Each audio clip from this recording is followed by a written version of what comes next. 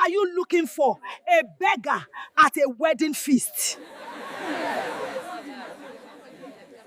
You dare stand in line with my daughter? You smell like goat dung and poverty. The words cracked like a whip across the village square of Abaddon village, silencing the excited chatter of hundreds of families. Mama Blessing, draped in expensive lace and coral beads that probably cost more than most villagers earned in a year, shoved a thin girl to the ground. The girl's name was Neka. And today, the day the billionaire prince would choose his bride, everyone believed she had no chance at all. Channel intro. Hello, beautiful souls. Welcome to Stories by Stoner, where we bring you the most emotional, powerful, and unforgettable African stories.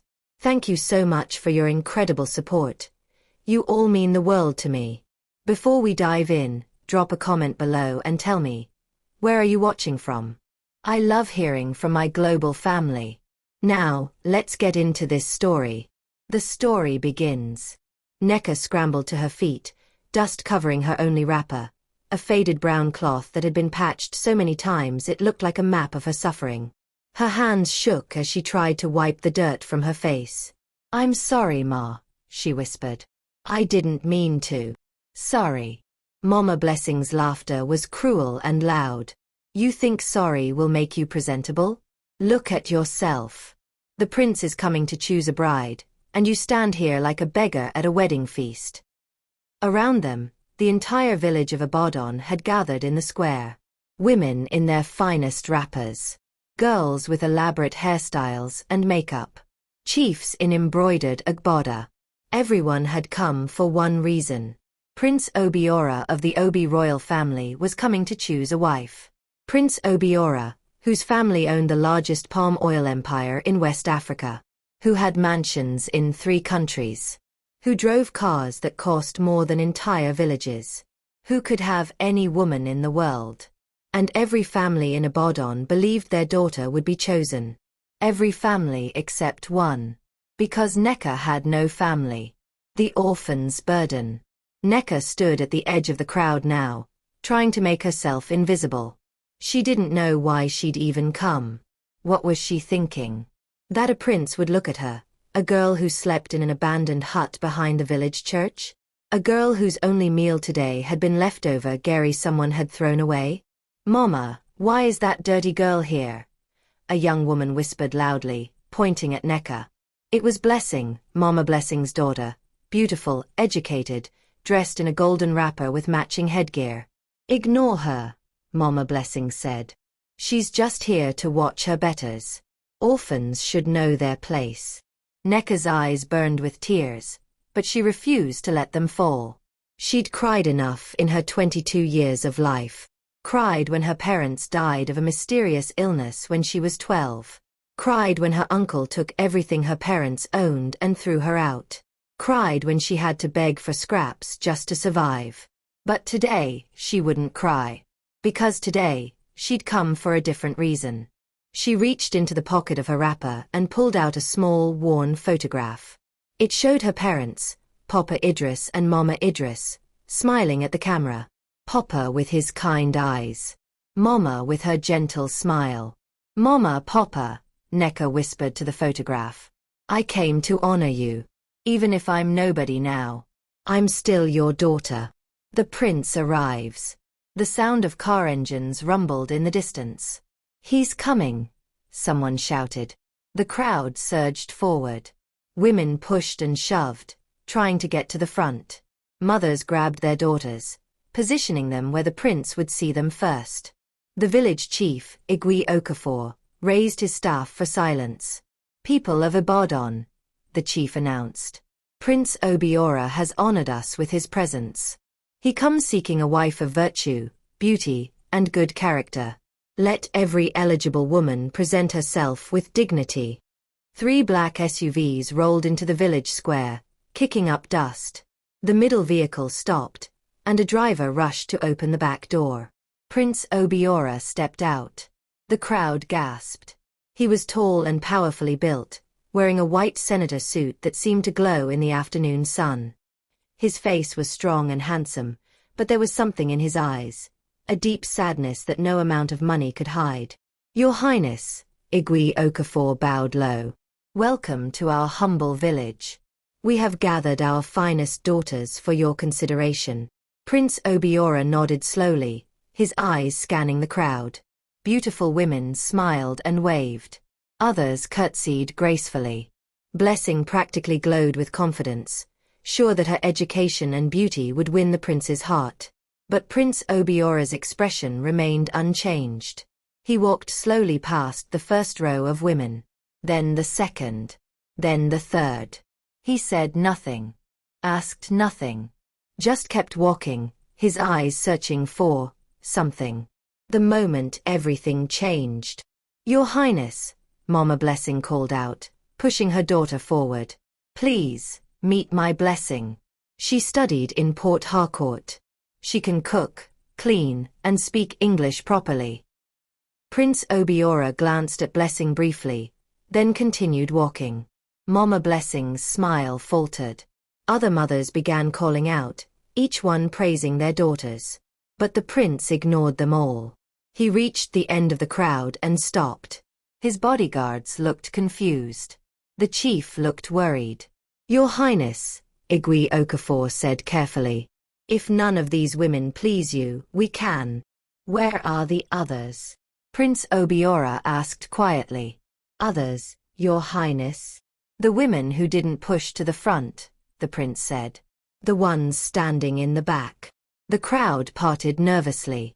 And that's when Prince Obiora's eyes landed on Neka. She was standing far behind everyone else, half hidden behind a palm tree, still clutching the photograph of her parents. Their eyes met. And something impossible happened. Prince Obiora's entire expression changed.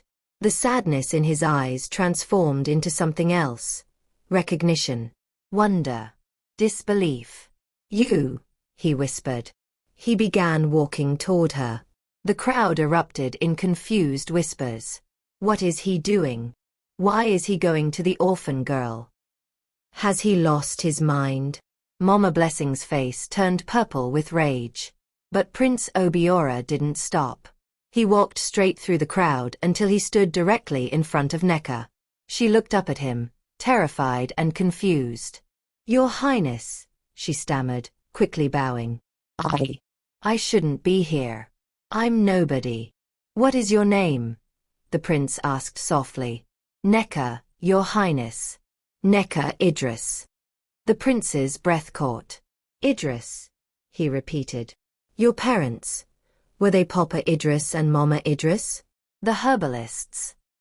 Neka's eyes widened in shock. Yes, they were." "How did you?" 10 years ago, Prince Obiora said, his voice trembling. "I was dying. I was 16 years old, and I had a sickness that no hospital, no doctor, no specialist could cure. My family brought me to this village as a last hope. Your parents took me in." Tears began streaming down Neka's face. "They refused money," the prince continued. "They refused gifts. They just nursed me day and night. Your mother made me special soups. Your father prepared herbal medicines. And after 3 months, I was healed." The entire village had gone silent. "I wanted to repay them," Prince Obiora said. "My father wanted to build them a mansion. But they refused everything. They said, 'Just live well, my son. That is payment enough.'" He reached out and gently took the photograph from Neka's hands. "I never forgot their faces," he whispered, staring at the image. "And I never forgot that they had a daughter. A little girl who used to bring me water and tell me stories to make me laugh." Neka was sobbing now. "That was me," she choked out. "I remember you. You were so sick. Mama and Papa prayed for you every night. When I heard they died," Prince Obiora said, his own eyes glistening with tears, "I searched for you. But you had disappeared. No one knew where the orphan girl had gone." He handed the photograph back to her carefully, like it was made of gold. Then he did something that made the entire village gasp. He knelt down. Prince Obiora, billionaire, royalty, the most powerful young man in the region, knelt in the dust before an orphan girl. Neka Idris, he said clearly, so everyone could hear. Your parents saved my life. They gave me a future. They asked for nothing in return. But I am asking you now. He pulled a small velvet box from his pocket and opened it. Inside was a ring that sparkled like captured starlight. Will you let me give you the future your parents dreamed for you? Will you be my wife? The village exploded in chaos. Women screamed in disbelief. Mama Blessing fainted. The chief's jaw dropped so low it nearly hit the ground. But Neka could only stare at the prince kneeling before her. And behind them all, in the shadows of the village square, a group of women began whispering. Angry whispers. Jealous whispers. Dangerous whispers. Because in a village where poverty and pride lived side by side, a poor orphan becoming a princess was the ultimate insult to everyone who thought they deserved it more.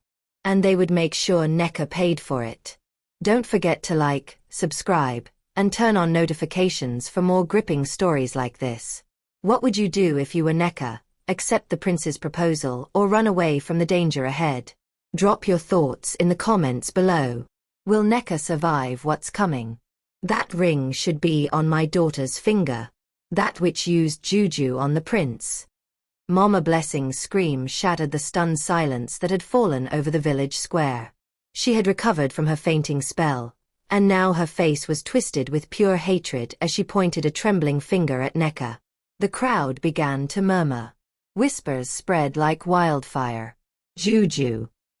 Black magic. How else could this happen? The aftermath. Neka stood frozen, the prince still kneeling before her with the ring extended.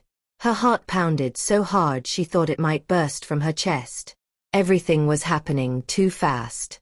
Too impossibly. Your Highness, she whispered, her voice shaking. Please stand up. People are watching. They're saying terrible things. Let them say what they want, Prince Obiora replied firmly. He took her hand gently. I asked you a question, Neka. Will you marry me? Tears streamed down her face. How could she say yes? She was nobody. She had nothing. She lived in an abandoned hut. She wore rags. She hadn't eaten a proper meal in days. But when she looked into the prince's eyes, she saw something that took her breath away. Sincerity, gratitude, and something that looked almost like hope. She started. She bewitched him. Mama Blessing shrieked again, pushing through the crowd. Igui Okafor. You must do something. This is witchcraft. Everyone knows orphans carry bad luck. She probably used her dead parents' spirits to trap our prince. Several women nodded in agreement. Others looked uncertain, but fear of juju was strong in the village. Even those who felt sympathy for Neka stepped back, creating distance. Prince Obiora rose to his feet slowly, his expression hardening. When he turned to face Mama Blessing, his voice carried the full weight of his authority. Madam, you will watch your tongue. Mama Blessing faltered but quickly recovered, her desperation making her bold. Your Highness, forgive me, but you must understand. This girl is an orphan. She has nothing. She knows nothing. How can she be a suitable wife for a prince? My blessing, she is educated, beautiful, from a good family. She would. Your daughter, Prince Obiora cut her off coldly, did not save my life. Your daughter did not sacrifice when I was dying. Neka's parents did. And that debt of honor belongs to their daughter now. He turned back to Neka, his expression softening. You haven't answered me. Neka's mind raced. Every logical part of her screamed that this was impossible, that she should run, that accepting would bring nothing but trouble. But then she remembered her mother's voice, from long ago. Neka, my daughter, when God blesses you, don't be afraid to receive it, even if the world doesn't understand. Yes, Neka whispered. What? Prince Obiora leaned closer. Yes, she said louder, her voice gaining strength. I will marry you, Your Highness. The prince's face broke into the first real smile anyone had seen from him all day. He slipped the ring onto her finger. It was slightly too large, but it sparkled like a promise against her dark skin. Then he did something that made the crowd gasp again. He pulled Necker into an embrace, right there in front of everyone. "Thank you," he whispered into her ear. "You've given me the chance to finally repay your parents.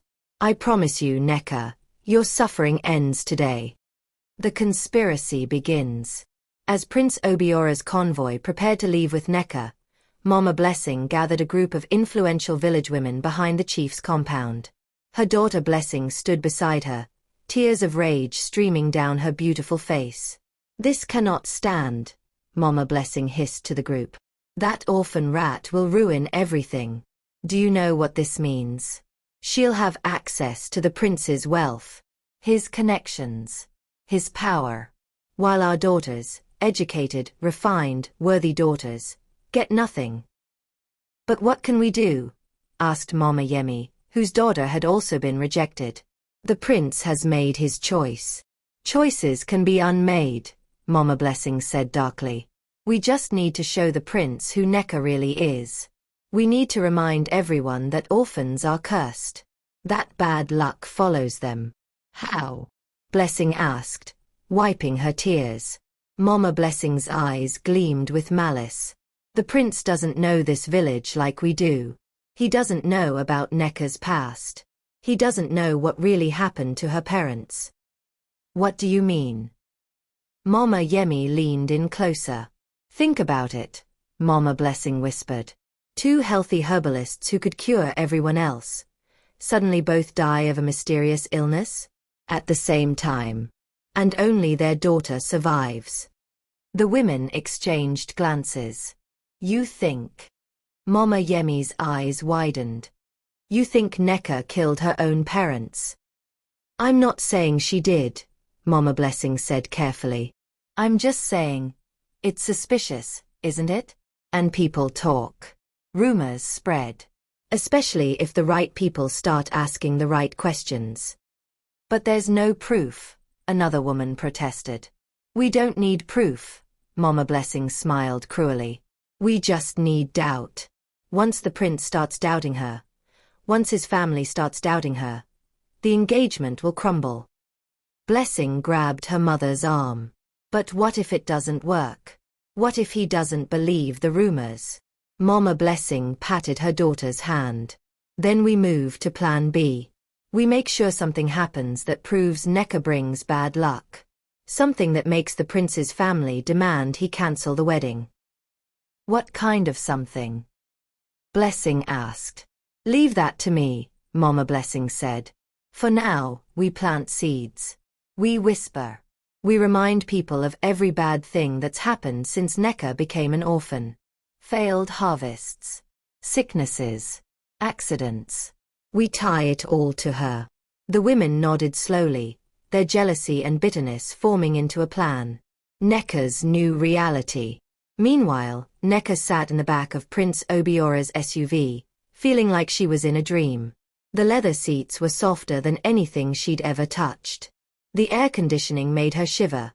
She'd never felt cold air before. "Are you all right?" the prince asked, noticing her discomfort.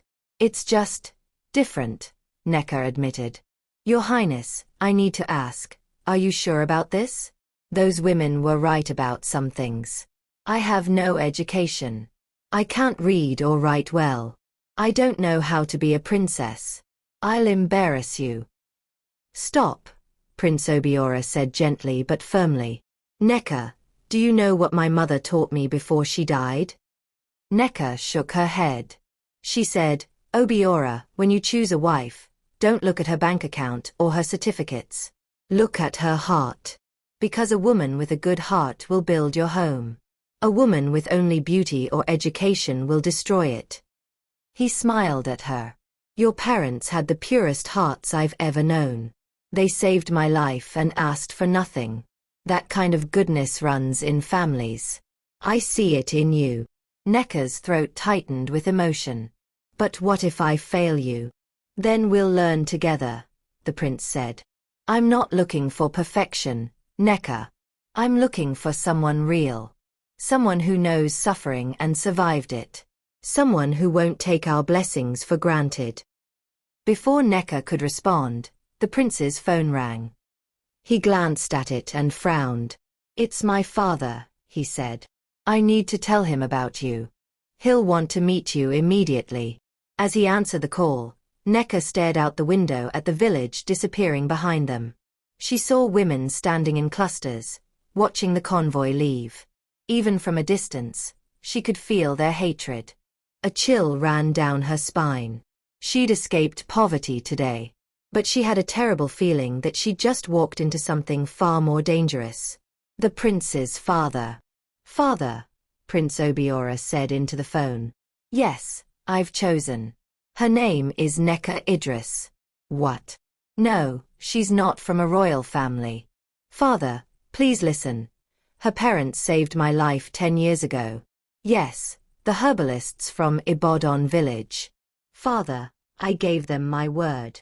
The prince's expression darkened as he listened. I understand your concerns, but this is not negotiable. Yes, I know about the business merger. Father, I said no. She is my choice, and that is final. He ended the call and sat back, tension radiating from his shoulders. Your father doesn't approve, Necker said quietly. It wasn't a question. My father wants me to marry the daughter of his business partner, Prince Obiora admitted. A merger marriage. More money. More power. More connections. Then maybe you should. No, he cut her off. I've spent my whole life being told what to do, who to be, how to behave. This, choosing you, is the first real decision I've made for myself. And it's the right one. But as they drove toward the city, neither of them noticed the text message that had just gone out to dozens of phones across the village. Emergency village meeting tonight. Topic: the orphan who seduced our prince. We must protect him from her curse. Spread the word. Mama Blessing pressed send and smiled. The war had begun. What do you think Mama Blessing is planning? Drop your predictions in the comments. Don't forget to like, subscribe, and hit that notification bell so you don't miss the next chapter. Get this village rat out of my palace before she contaminates everything with her poverty. The voice of King Obi, Prince Obiora's father, thundered through the marble halls of the Obi family mansion, making Necker flinch so hard she nearly dropped the glass of water a maid had given her. She sat in a gold-trimmed chair in the mansion's receiving room, feeling completely out of place. Everything around her screamed wealth. Crystal chandeliers, Persian rugs, walls covered in expensive art. And here she was, still in her patched wrapper, dirt still under her fingernails from years of survival. The king's fury. King Obi stormed into the room like a hurricane. He was a tall, imposing man in his 60s, wearing a royal blue agbada with gold embroidery. His face was twisted with rage and disappointment. Behind him followed Prince Obiora, his jaw set in determination. Father, you will not speak about her that way. I will speak however I want in my house. King Obi roared. Have you lost your mind, Obiora? Do you know what people are saying? My son, a prince of the Obi dynasty, choosing a nobody, an orphan, a girl who sleeps in abandoned huts. Necker stood up quickly, her legs trembling. Your Majesty, please forgive me. I never meant to cause problems. If my presence offends you, I'll leave. Sit down, Prince Obiora said firmly, gently pushing her back into the chair. You're not going anywhere. He turned to his father. This is not a negotiation. I've made my choice. Your choice. King Obi laughed bitterly. You think you have choices? You are the heir to a multi-billion naira empire. Your marriage is not about love or gratitude or whatever foolish notion you've convinced yourself of. It's about strategy, power, alliances.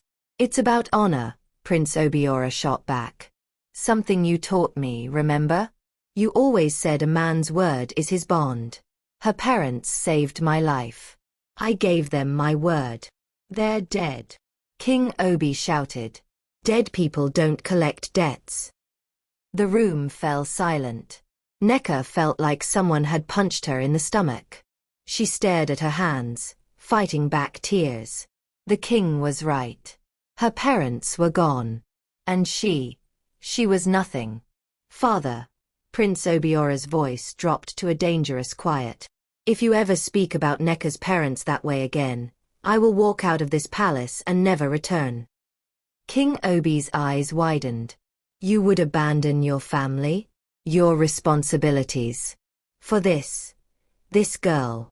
I would abandon a family that has no honor, Prince Obiora said. You taught me that a man who doesn't pay his debts is worse than a thief.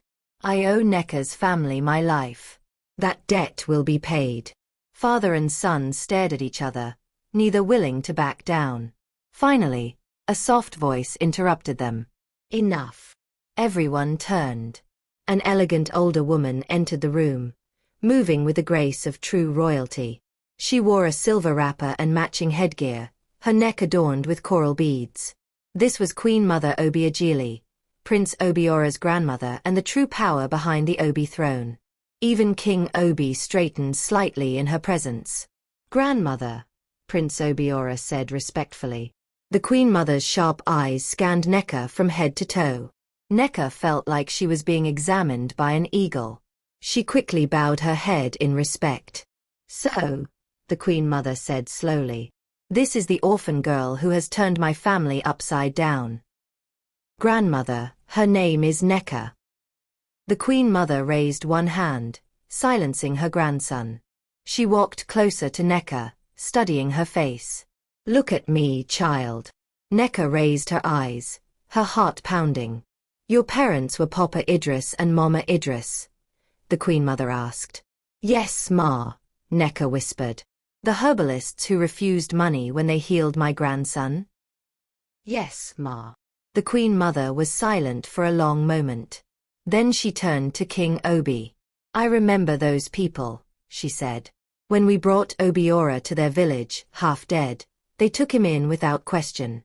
They shared their small food. They used their knowledge. And when we tried to reward them, they said, we don't heal for money. We heal because it's right. Mother, King Obi protested. That doesn't mean. It means, the Queen Mother cut him off, that they had something our family desperately needs. Character. Integrity. Values that money cannot buy. She looked at Necker again. But character in the parents doesn't guarantee character in the child. Necker's heart sank. Grandmother, Prince Obiora started. I'm not finished, the Queen Mother said. Necker, I will give you a chance. One chance. You will stay in this house as Obiora's intended bride. But you will be tested. Watched. Evaluated. If you prove yourself worthy, you will marry my grandson. If you don't. She didn't need to finish the sentence. Thank you, Ma, Necker said quietly. I won't disappoint you. We'll see, the Queen Mother said. Then she turned to King Obi. And you will treat this girl with basic respect. She is a guest in our home. Whatever your feelings, you will remember your manners. King Obi's jaw clenched, but he nodded stiffly. As the Queen Mother left, she paused at the door. One more thing. I've heard rumors from Ibadan village. Terrible rumors about this girl. About her parents' deaths. About curses and bad luck. Necker felt her blood turn to ice. I don't believe in gossip, the Queen Mother continued. But I also don't ignore warning signs. Necker, if these rumors have any truth to them, if you bring harm to this family, there is nowhere you will be able to hide. With that final warning, she swept out of the room. The rumors spread. That night, Necker lay in the most comfortable bed she'd ever touched, but she couldn't sleep. She'd been given a guest room in the mansion, bigger than 10 of her old huts combined. A maid had brought her dinner, jollof rice, chicken, plantains. More food than she'd seen in months. But she could barely eat. Because she could hear them talking. The servants. The guards. Everyone in the mansion. Did you hear? The prince brought an orphan girl. They say she used juju. My cousin in Ibadan village says bad things happen wherever she goes. Both her parents died mysteriously. At the same time. Doesn't that seem suspicious? Nneka pulled the blanket over her head, trying to block out the whispers. But they followed her even into her thoughts. A soft knock on her door made her jump. Nneka? It's me. Prince Obiora. She quickly got up and opened the door. The prince stood there, his face concerned. You haven't eaten, he said, noticing the full plate. I'm not hungry, Your Highness. Please, when we're alone, call me Obiora. He stepped into the room, closing the door behind him. I heard the servants. The rumors. Nneka, I want you to know, I don't believe any of it. But what if it's true? Nneka blurted out. What if I do bring bad luck? What if marrying me destroys your family? That's superstitious nonsense. Is it? Nneka's voice rose with emotion. Obiora, everyone I've ever loved has left me. My parents died. My uncle abandoned me. Every family that hired me to work eventually threw me out. Maybe there really is something wrong with me. Stop, Obiora said firmly. He took her hands in his. Listen to me. Your parents didn't die because of you. They died because they caught an illness treating sick patients. That's what healers risk. And people threw you out because they're cruel, not because you're cursed. But your father. My father is a businessman who sees everything as a transaction. He doesn't understand honor or loyalty. Obiora squeezed her hands. Nneka, I need you to be strong. These next few weeks will be difficult. People will test you. They'll try to break you. But if you can survive, if you can prove yourself, we'll have a lifetime together.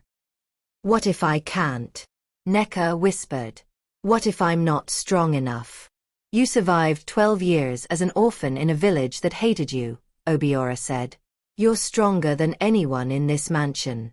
Including me. The village conspiracy intensifies.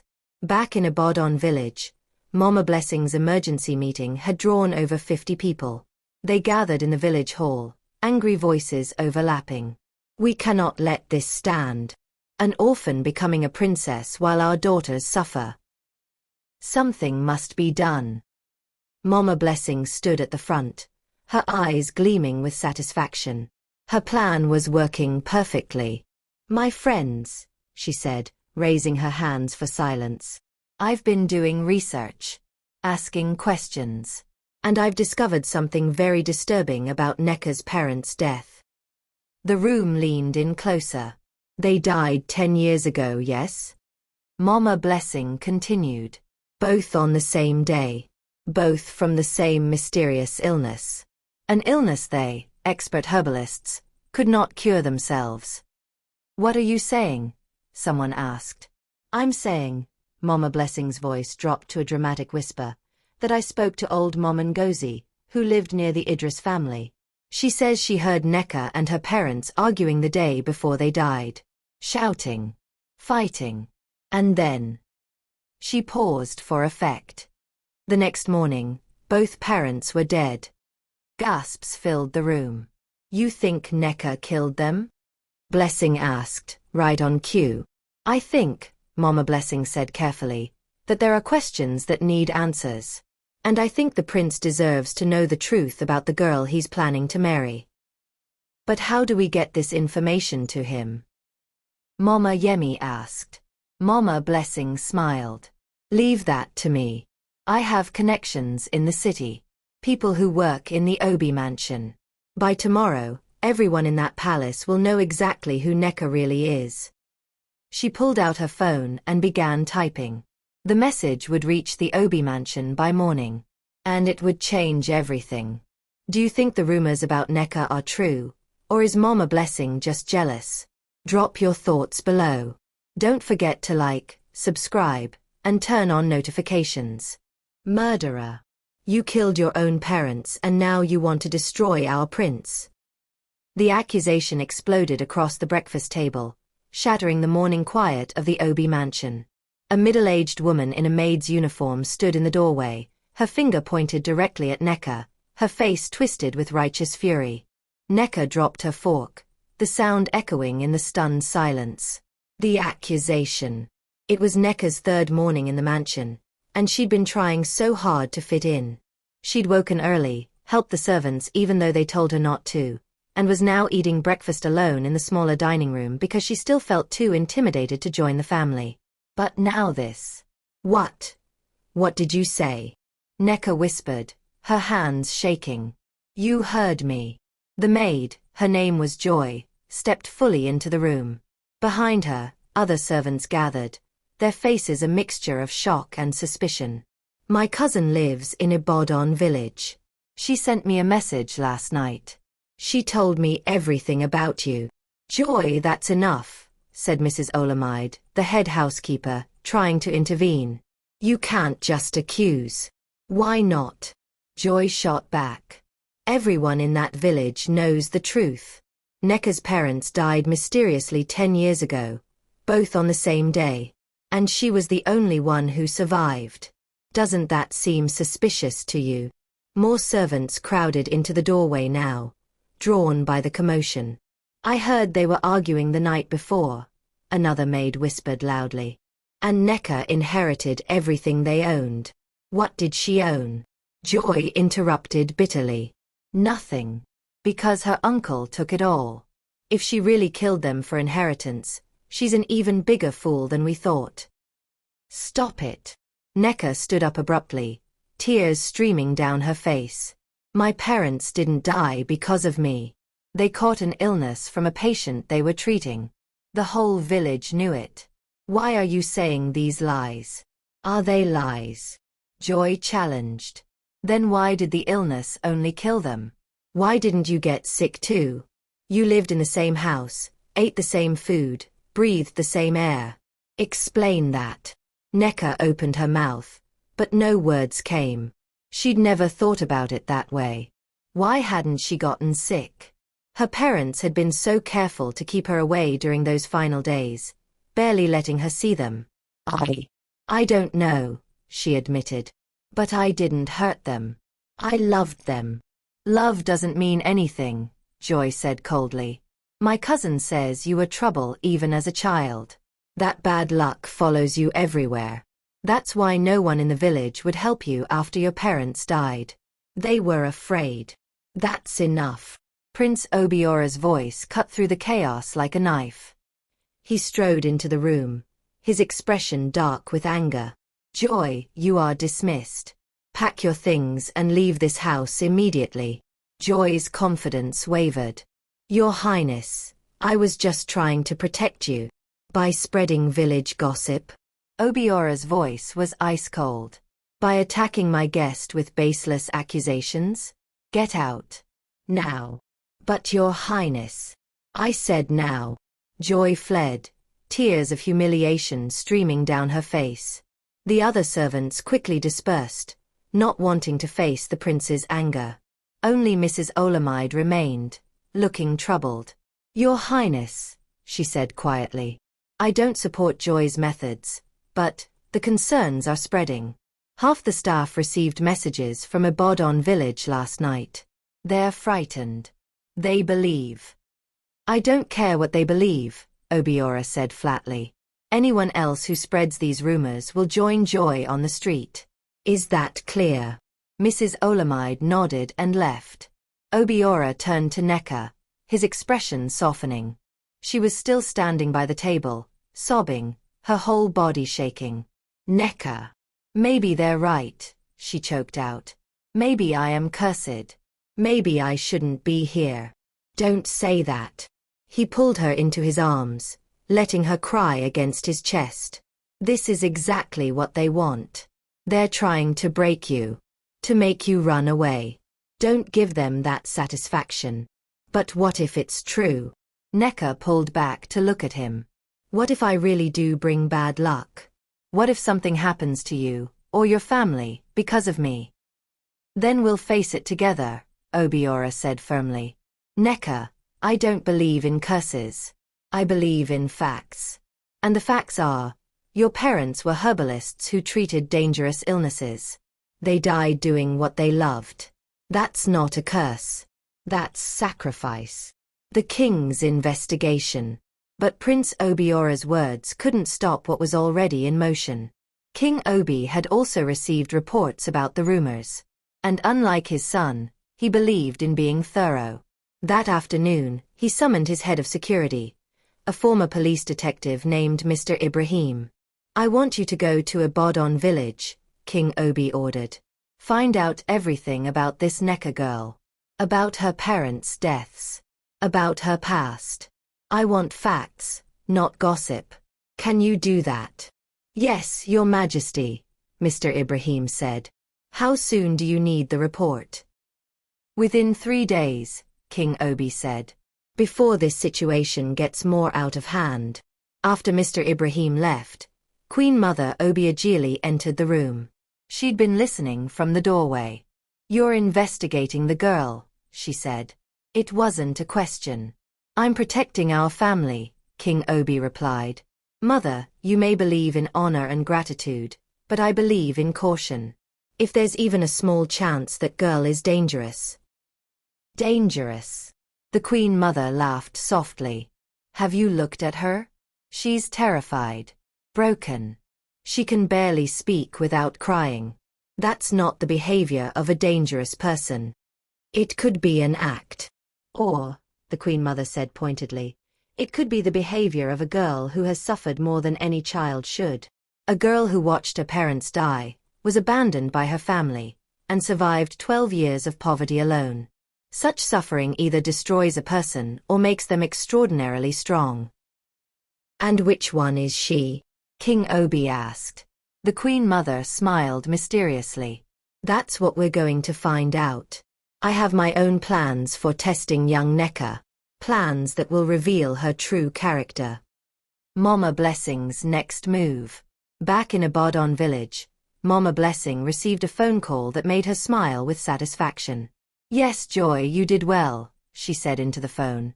I know the prince fired you, but don't worry. I'll make sure you're compensated. What matters is that the seed of doubt has been planted. She hung up and turned to her daughter Blessing, who sat beside her looking miserable. Mama, what if we're wrong? Blessing asked. What if Neka really is innocent? Innocent or guilty doesn't matter, Mama Blessing said coldly. What matters is perception. If enough people believe she's cursed, she becomes cursed. If enough people believe she killed her parents, the truth becomes irrelevant. But Mama, listen to me, my daughter. Mama Blessing grabbed Blessing's hands. That orphan girl is living the life you deserve. Sleeping in luxury. Wearing the ring that should be on your finger. Are you really going to let her have it because you feel guilty? Blessing's face hardened. No, Mama. Good. Mama Blessing pulled out her phone again. Because phase 2 begins tomorrow. And this time, we're not just spreading rumors. We're creating evidence. What kind of evidence? The kind that will make even the prince question everything he believes about his precious Neka. Neka's test. That evening, Queen Mother Obiageli summoned Neka to her private sitting room. It was a beautiful space filled with antiques and family photographs spanning generations. Sit, child, the Queen Mother said, gesturing to a chair. Neka sat nervously, her hands clasped in her lap. I heard about this morning's incident, the Queen Mother said. How are you feeling? Scared, Ma, Neka admitted. I don't know how to fight rumors. I don't know how to prove I'm not cursed. You can't, the Queen Mother said simply. You can't prove a negative. You can't prove you're not something. All you can do is show people who you are. She leaned forward. Neka, I'm going to be honest with you. I don't know if you're the right bride for my grandson. I don't know if you have the strength to survive in this family. But I'm willing to give you a chance to prove yourself. How, Ma? Starting tomorrow, you will begin training, the Queen Mother said. Education. Etiquette. Languages. Everything a princess needs to know. You will also work alongside our household staff, learning how this mansion operates. And you will accompany me on my charity work, visiting the poor and sick. Neka's eyes widened. Ma, I'll do anything you ask. But I need to be honest. I can barely read. I never went to school properly. I might fail. Then you'll try again, the Queen Mother said firmly. Neka, do you know what separates successful people from failures? It's not talent. It's not luck. It's the refusal to quit. She stood up and walked to the window, gazing out at the mansion gardens. My own life wasn't easy, she continued. I married into this family as a poor village girl, much like you. The difference was that I had parents to support me. You have no one. Which means you'll either be crushed by the pressure, or you'll become stronger than any of us. She turned back to Neka. Which will it be? Neka stood up, wiping away her tears. For the first time since arriving at the mansion, she felt something other than fear. She felt determination. I won't quit, Ma, she said firmly. No matter what they say about me, no matter what they do to me, I will prove that my parents raised me well. I will prove that their sacrifice meant something. The Queen Mother's stern expression softened into something that might have been a smile. Good, she said. Because tomorrow, your real test begins. And Neka, what's coming will make today's accusations look like child's play. The setup. That night, while Neka slept, a package arrived at the Obi Mansion's security gate. Inside was a small cloth bag, the kind herbalists used for traditional medicine. Attached was a note. This was found in Neka's parents' hut after they died. The village elders thought it should be destroyed, but I kept it. The prince deserves to know what kind of family he's marrying into. A concerned villager. The security guard logged the package and set it aside for King Obi to examine in the morning. Inside the bag were dried herbs, strange roots, and a small carved figure that looked disturbingly like a human doll with pins stuck through it. The kind of thing associated with dark juju. The kind of thing that could destroy Neka's reputation forever. And in a Bodon village, Mama Blessing slept peacefully, confident that by tomorrow evening, the orphan girl's fairy tale would be over. Oh no. What do you think is in that bag? Is it real evidence or a setup? Drop your predictions in the comments below. Like, subscribe, and hit the notification bell because chapter is going to be intense. Will Neka survive this new accusation? Find out next. Your parents were witches. And you're probably one too. King Obi's roar shook the entire mansion as he slammed the cloth bag onto the breakfast table, sending dishes crashing to the floor. Dark herbs scattered across the white tablecloth like accusations. The carved human figure, covered in pins, rolled across the surface and stopped directly in front of Neka. She stared at it in horror, her face draining of all color. The confrontation. The entire family had been gathered for breakfast. Prince Obiora, Queen Mother Obiageli, King Obi, and several extended family members who'd come to meet the controversial bride-to-be. Now they all stared at the objects on the table. Father, what is this? Prince Obiora demanded, standing up. This, King Obi said, his voice shaking with rage, arrived at our gate last night. Allegedly from your precious Neka's parents' hut. Juju materials. Dark magic. Witchcraft. That's impossible, Obiora said. Neka's parents were healers, not witches. How do you know the difference? King Obi shot back. Herbalists and witches use the same materials. They both make potions. They both perform rituals. This girl's parents could have been practicing dark magic for years, and no one would know. No. Neka finally found her voice, standing up so abruptly her chair fell backward. My parents never practiced juju. Never. They were Christians. They prayed before every treatment. They healed people with herbs and medicine, not with magic. Then explain this. King Obi grabbed the pin-covered figure and shoved it toward her. Explain why this was found in their hut. I don't know, Neka stammered, tears streaming down her face. I've never seen that before in my life. My parents never had anything like that. Someone is lying. Or you're lying, King Obi said coldly. Maybe you knew about their practices. Maybe you even helped them. Maybe that's why you survived when they died, because you were protected by the same dark powers. That's enough. Queen Mother Obiagili's voice cut through the chaos like a blade. She stood up slowly, her eyes fixed on the objects on the table.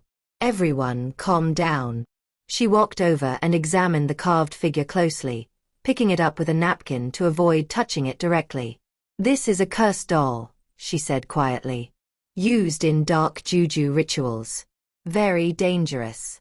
Very evil. Neka felt the room spinning. Ma, please, I swear on my parents' graves.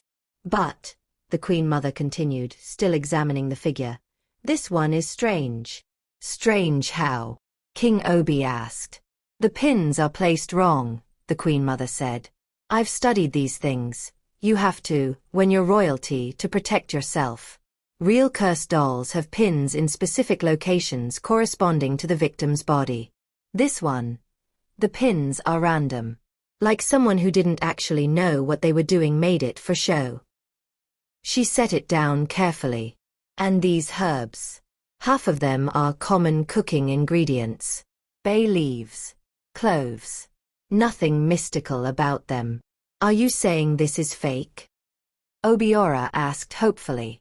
I'm saying, the Queen Mother replied, that someone wants us to think Neka's parents practiced juju. Whether that's true or not remains to be seen.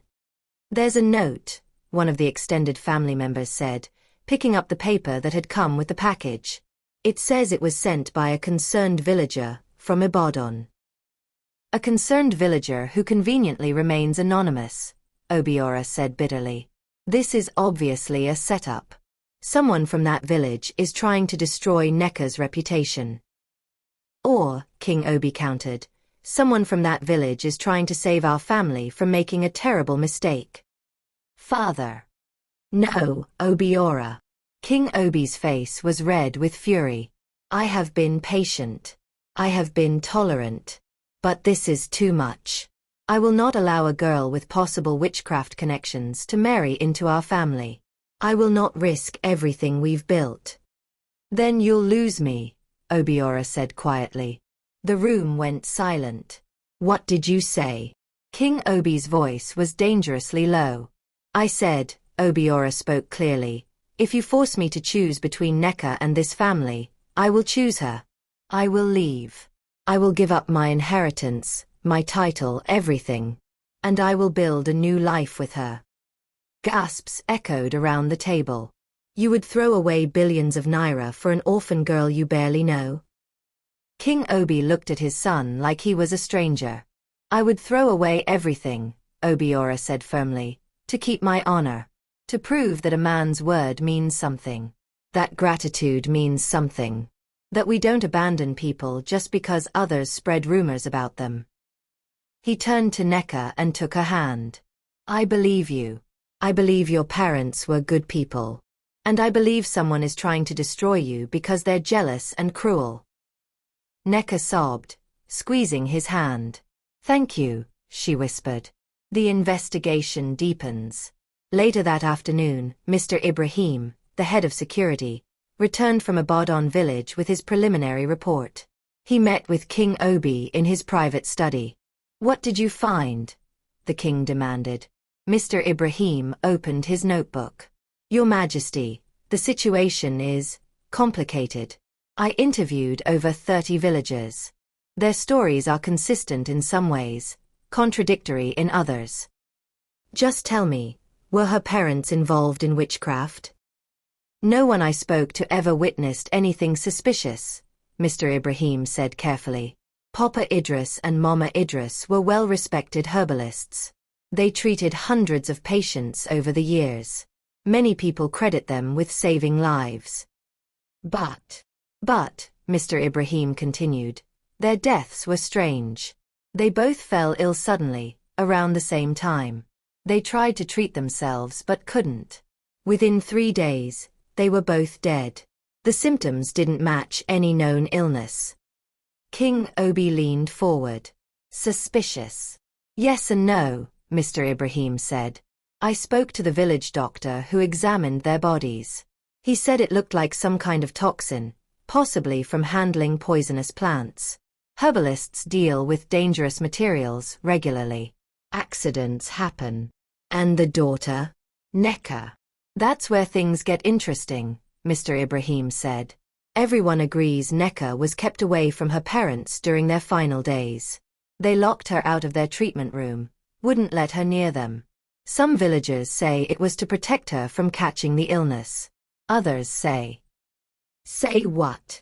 Others say her parents knew they were dying and were trying to protect her from being blamed. King Obi frowned. That doesn't make sense. Why would anyone blame her? Because, Mr. Ibrahim said slowly, according to several sources, there had been tension in the family. Neka's uncle, Papa Idris's brother, had been pressuring them to sell their land and share the money. Papa Idris refused.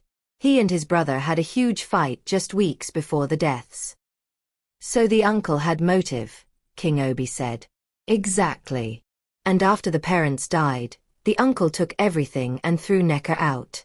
Very convenient for him. King Obi sat back in his chair, thinking. What about this package? The juju materials. I asked about that specifically, Mr. Ibrahim said. No one in the village admits to sending it. But I did discover something interesting. Mama Blessing has been spreading rumors about Neka constantly. And her daughter Blessing was one of the girls who expected to be chosen by the prince. Jealousy, King Obi muttered. Strong jealousy, Your Majesty. Strong enough to fabricate evidence. King Obi rubbed his temples. So what's your conclusion? Is the girl dangerous or not? Mr. Ibrahim closed his notebook. Honestly, Your Majesty, I think she's a victim. A victim of her parents' deaths, her uncle's greed, and now a village woman's jealousy. But I can't prove it yet. I need more time. You have 2 more days, King Obi said. Find me proof. Real proof. One way or the other. Neka's training begins. While investigations continued behind the scenes, Neka's life in the mansion became a grueling test of endurance. Queen Mother Obiageli had assigned her 3 tutors, one for basic education and reading, one for etiquette and deportment, and one for household management. Every morning, Neka woke at 5 a.m. She studied until 8 a.m. Then etiquette lessons until noon. Then she worked alongside the household staff, learning everything from menu planning to organizing events. Then more studying until dinner. Then another hour of practice before bed. It was exhausting. But it was also the first time in 12 years that Neka felt like her life had purpose. Sit straighter, Mrs. Olamide instructed during an etiquette lesson. Princesses don't slouch. Neka adjusted her posture, balancing a book on her head as she'd been taught. Better. Now walk across the room without dropping it. Neka took careful steps, concentrating hard. She made it halfway before the book tumbled to the floor. Again, Mrs. Olamide said, but her voice was less harsh than before. You're improving, Neka. Last week you couldn't make it 3 steps. Thank you, Ma, Neka said gratefully, retrieving the book. After the lesson, Prince Obiora found her in the library, struggling with a reading primer meant for children. How's it going? He asked gently.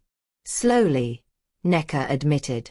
I can read simple words now, but sentences still confuse me. And don't even ask me to write. My letters look like chicken scratches. You'll get there, Obiora encouraged. You're learning in weeks what most people learn over years. That's incredible. It doesn't feel incredible, Neka said tiredly.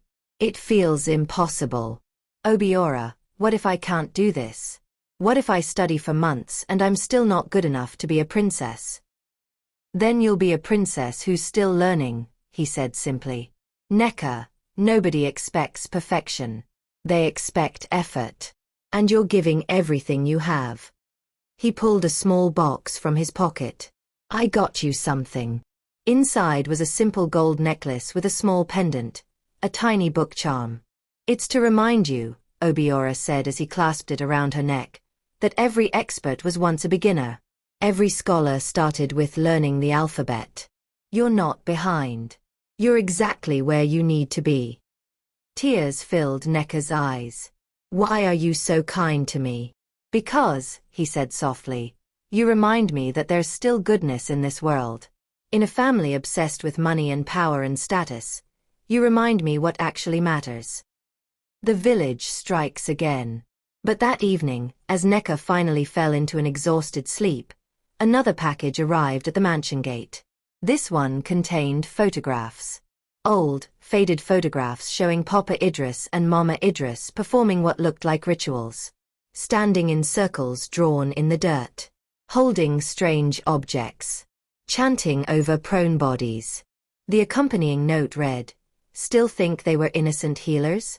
These photos were taken by villagers who were afraid to come forward before. The Idris family practiced dark arts. Neka knows this. She's deceiving you all. Someone who cares about the truth. The security guard immediately took the package to King Obi. And in Ibadan village, Mama Blessing received a phone call from her contact in the mansion, one of the kitchen staff who owed her a favor. The package arrived, the voice whispered. The king has it now. Perfect, Mama Blessing said, smiling in the darkness. Phase 3 is complete.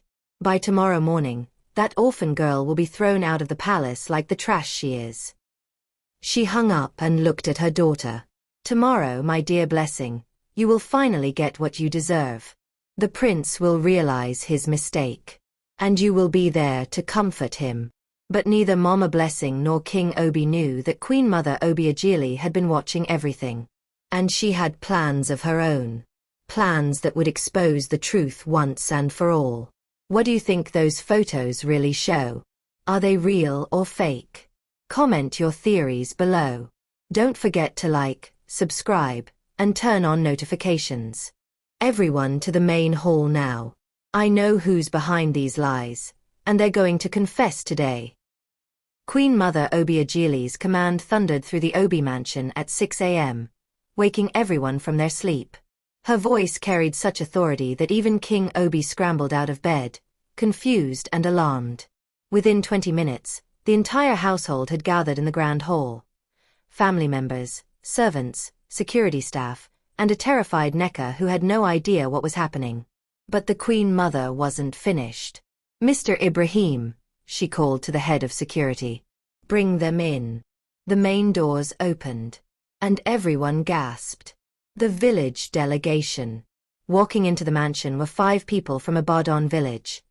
Mama Blessing, her daughter Blessing, Mama Yemi, the village chief Igwe Okafor, and an elderly woman Neka recognized immediately. Mama Ngozi. Neka whispered. Mama Ngozi had been her parents' closest friend before they died. What is the meaning of this, mother? King Obi demanded. Why are these villagers in our home? Because, Queen Mother Obiageli said coldly, I invited them. Last night, after those photographs arrived, I made some phone calls. I have friends in Ibadan village, people I've helped over the years through our charity work. And I asked them to tell me the truth about the Idris family. She turned to face Mama Blessing, whose face had gone pale. What I discovered, the Queen Mother continued, was a conspiracy. A cruel, jealous conspiracy designed to destroy an innocent girl's life. Your Majesty, I don't know what lies you've been told, Mama Blessing started. Silence. The Queen Mother's voice cracked like a whip. You will speak when I give you permission. She gestured to Mama Ngozi. This woman was best friends with Neka's mother. She was there the day they died. Mama Ngozi, tell everyone what you told me on the phone.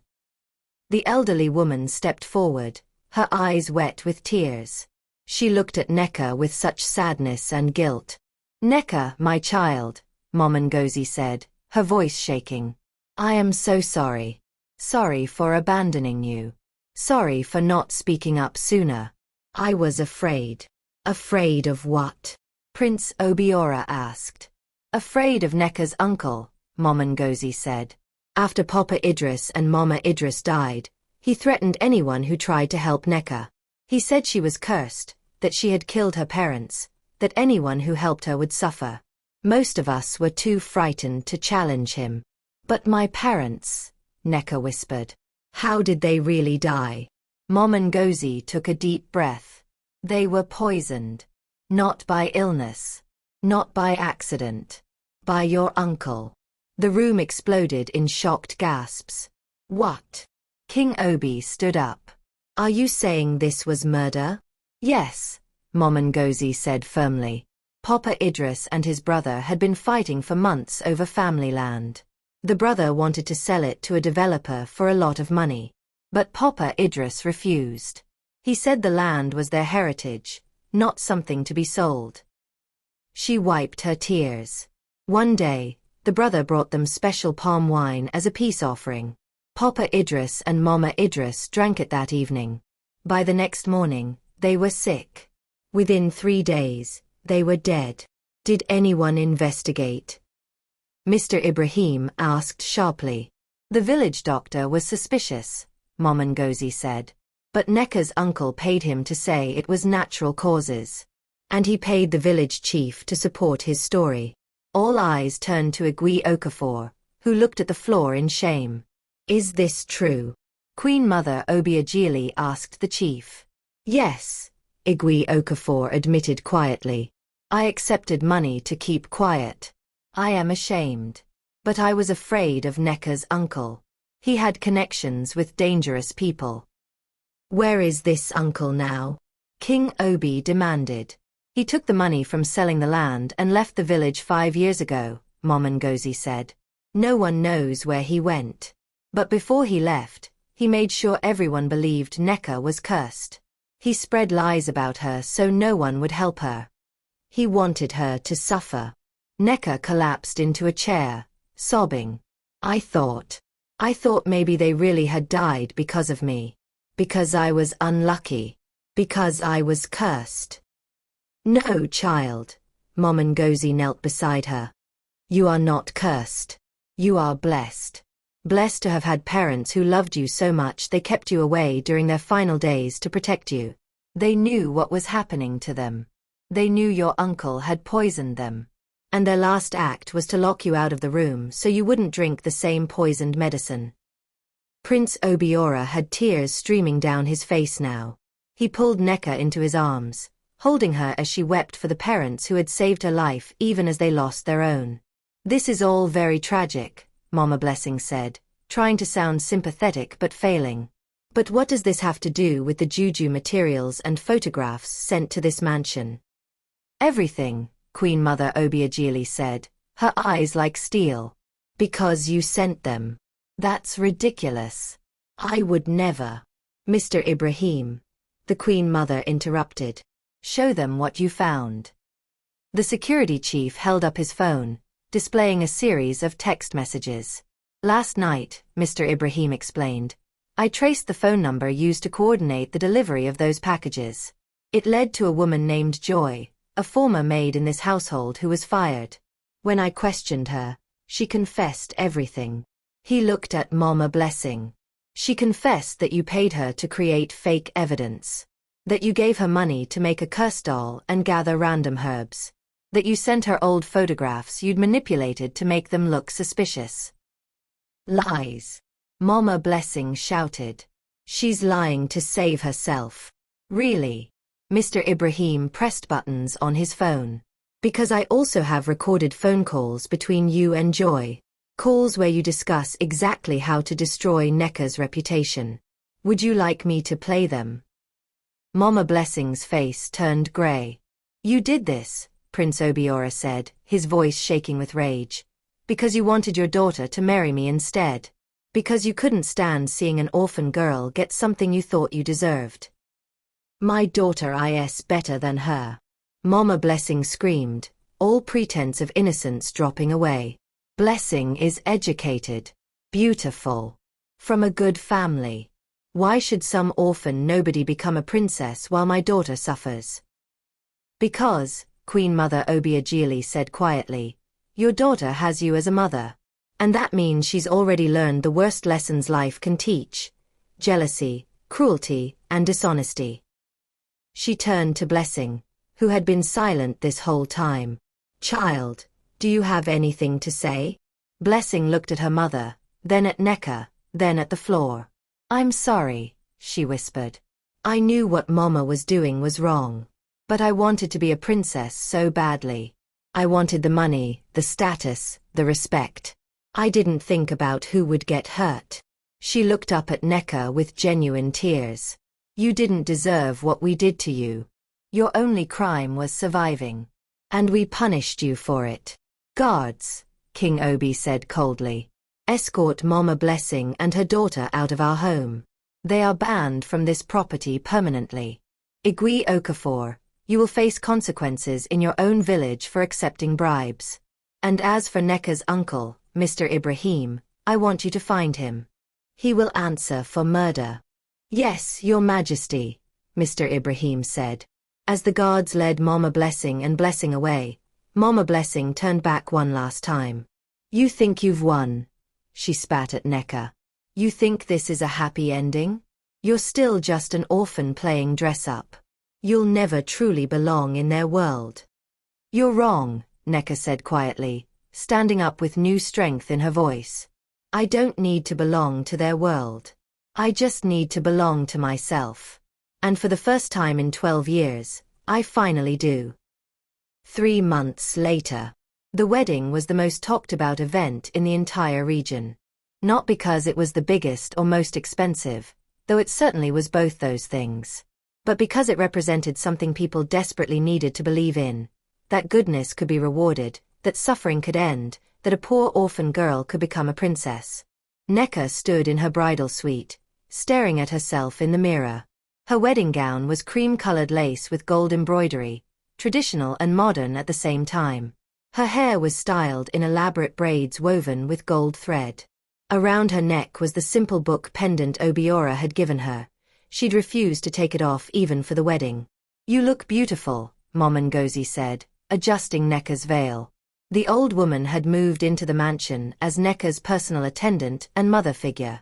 I'm scared, Neka admitted. Of what? Of waking up.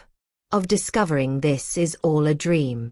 It's not a dream, child, Mom Ngozi smiled. It's your reward. For surviving. For staying kind even when the world was cruel. For honoring your parents' memory. A knock on the door announced Queen Mother Obiageli's arrival. Everyone out, she commanded. I need a moment with the bride. Once they were alone, the Queen Mother studied Neka carefully. I was wrong about you, she said finally. Ma. When you first arrived, I thought you were weak. Broken. I thought you'd crumble under pressure. She smiled. But you didn't crumble. You learned. You grew. You became stronger than any of us expected. She pulled out a small velvet box. This belonged to my mother, who was also once a poor village girl who married into royalty. She told me to give it to someone worthy. Someone who understood suffering and overcame it. Inside the box was an antique gold bracelet, simple but stunning. This is for you, the Queen Mother said, clasping it around Neka's wrist. Welcome to our family, Princess Neka. Neka burst into tears and hugged the old woman. Thank you, grandmother. Thank you for giving me a chance. The ceremony. The wedding took place in the largest church in the city, filled with thousands of guests, dignitaries, business leaders, celebrities, and an entire section reserved for people from Ibadan village. As Neka walked down the aisle, she saw faces she recognized. Villagers who had ignored her for years now smiled and waved. Some looked guilty. Others looked genuinely happy for her. But Neka wasn't walking this aisle for them. She was walking for her parents.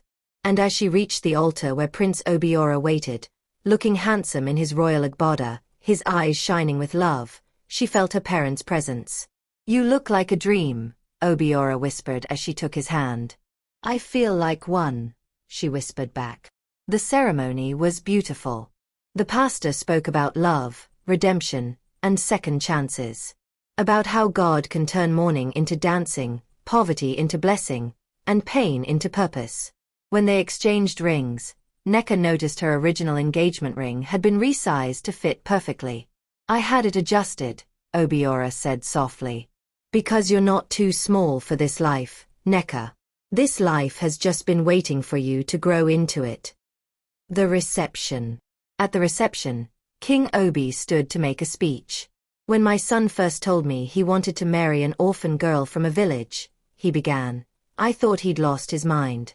I thought he was throwing away his future on sentiment and guilt." He paused, looking at Nneka with something that might have been respect. "I was wrong. My son didn't throw away his future. He secured it. Because he found a wife who understands the value of family, the importance of loyalty, and the power of gratitude. Nneka, welcome to our family. May you bring us the same blessings your parents once gave my son." The crowd erupted in applause. Later, during the dancing, Mom Ngozi approached Nneka. "Your parents would be so proud," she said, tears streaming down her face. "I wish they were here," Nneka said. "They are here," Mom Ngozi touched Nneka's heart. "In here.